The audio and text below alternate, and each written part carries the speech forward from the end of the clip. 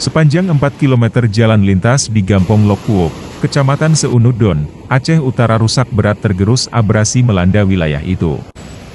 Hari ini 9 unit rumah hilang tergerus air.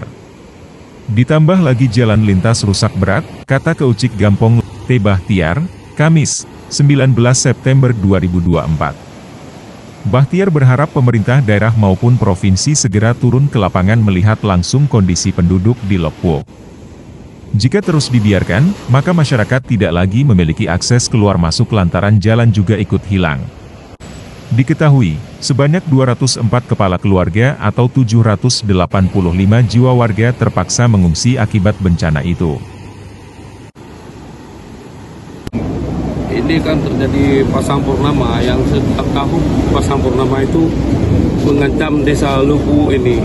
Jadi untuk kali ini sangat dahsyat. Jadi perkampungan yang kemarin 29 rumah warga sudah di bawah air, hari ini terjadi lagi 9 rumah sampai pada jalan Poranda.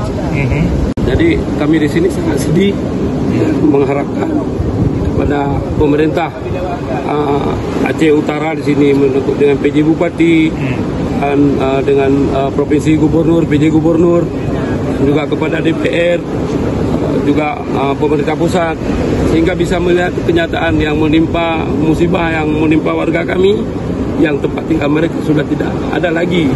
Sehingga kami sangat sedih bagaimana istilahnya pemerintah bisa melihat kami, membantu kami rakyat jelata yang ada di sini yang butuh sekali bantuan, karena mata pencarian masyarakat di sini pun nelayan tradisional yang ketika tidak bisa melaut ini pasti akan lapar.